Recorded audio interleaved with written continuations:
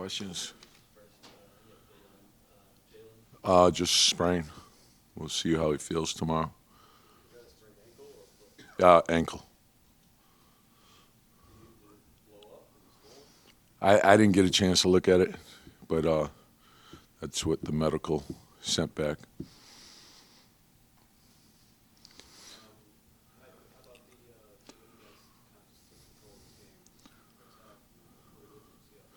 Yeah, I liked the start of the game. I thought we had good intensity, good energy on both sides of the ball.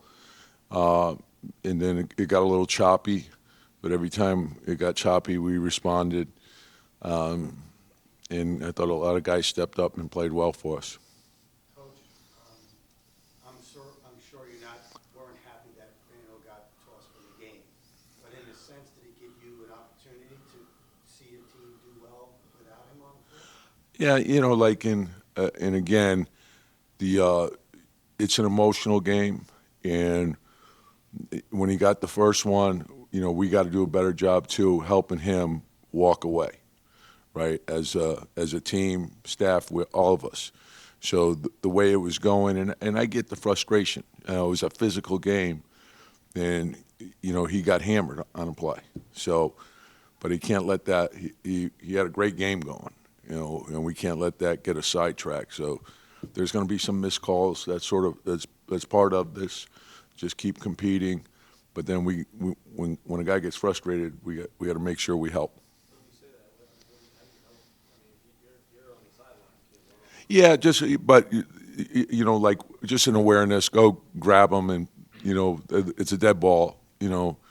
So just make sure that everyone knows. And I know, like you can't get it back, but he'll learn from it. Yeah. Yeah, he made a number of great plays, and that's you know, and that was we started slowly at the beginning of the third, but then we got untracked, and they were doubling him, and he got off the ball, and he made several great plays for us. And I think that's the important part for the team is to understand everyone shares in the responsibility of creating rhythm for the team. And if you get doubled, hit the open man, trust the pass, play off the pass, do something for someone else, all those things, that's how you build your team. And it's really both sides of the ball. You have a couple of days here. I mean, Jalen sprained ankle. Do you expect to happen Wednesday? I don't know. I think that to be, totally honest, let's see where he is tomorrow. That's usually, and I'll get a further update from the medical when I get back in the locker room.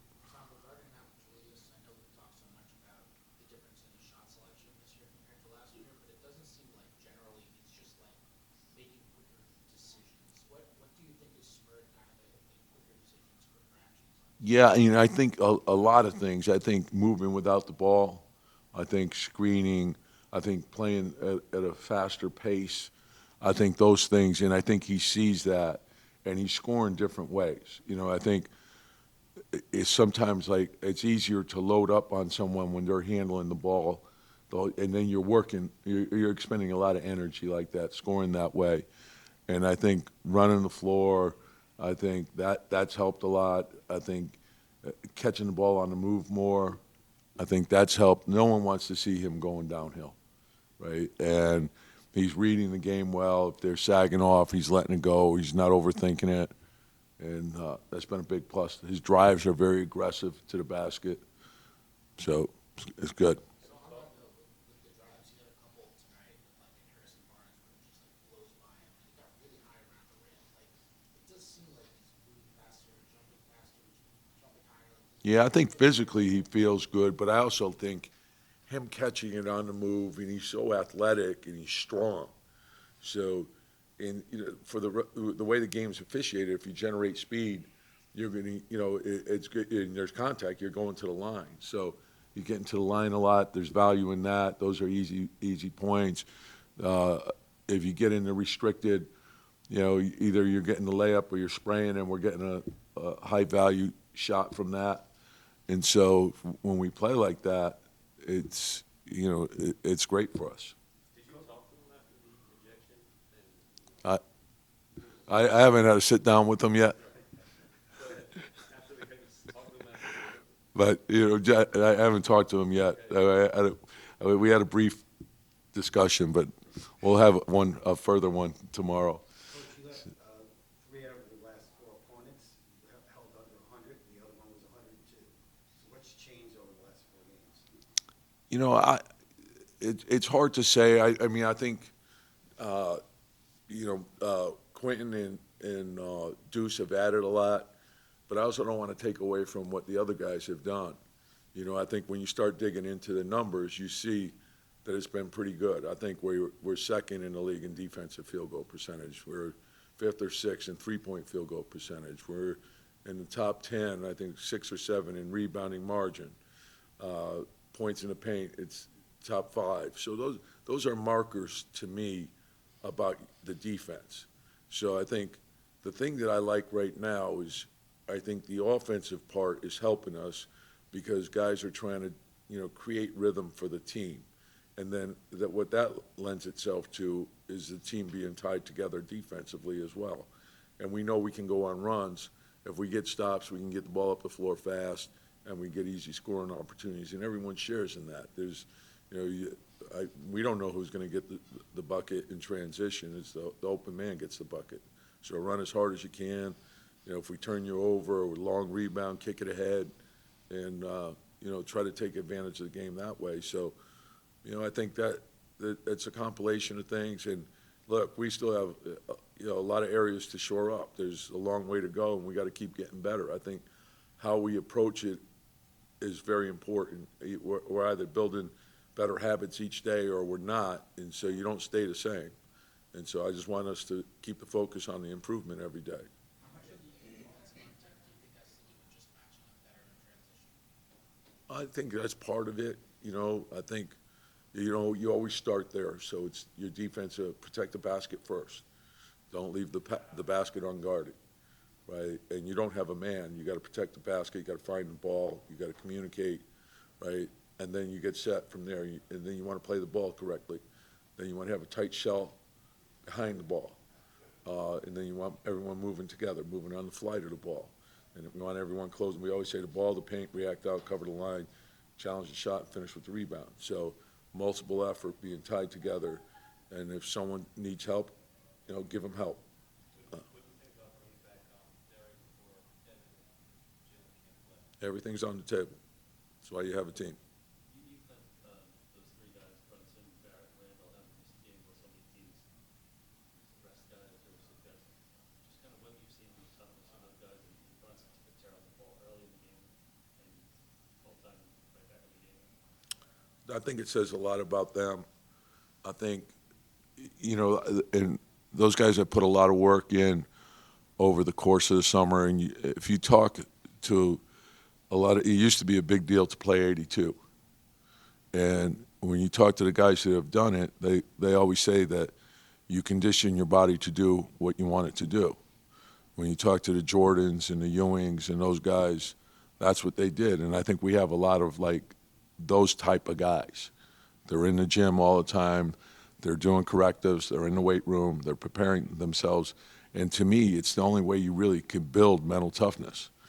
So you condition yourself for what your body has to do. And I think, our medical people have done a good job. Strength and conditioning people have done a good job. But more importantly, the players have done a good job. You referenced field goal percentage, and over the last 4 games, I think 27, 130 from beyond your opponents. What do you see just from the group in general that's worked after that? Well, containment of the ball, if your defense hasn't collapsed, principle of sound offense is getting the ball into the paint, force the defense to collapse. So if you have a tight shell and you're keeping the ball in the paint, and now as the ball's being picked up, you read the ball. If you start your closeout, you should be there on the catch, right? And if you challenge the shot correctly, these guys are great players. Guys can make, you can do it perfectly, and they can make, So I think it's just doing it consistently. Look, we still can do it a lot better. Some of the shots that were missed were good shots that were just missed.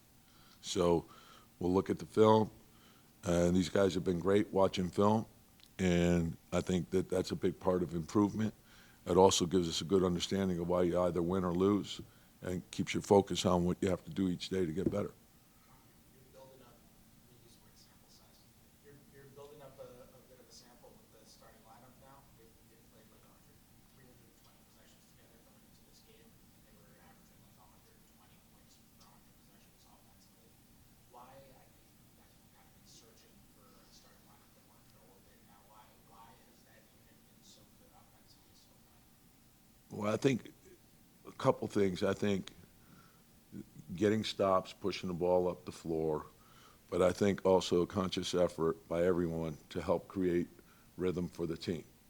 So not necessarily like going off on your own, and that's, like there's going to be opportunities for that, but understand how important it is to play off the pass. Understand how important it is to move without the ball. Understand how important it is to do something for someone else. When you play it that way, because it's a five-man game. It's a five-man game on offense, five-man game on defense. It's not one-on-one. So, and I think the more time that guys play together, they build chemistry, they understand, they can read, okay, Julius is being doubled in the middle of the floor. Let's double flood.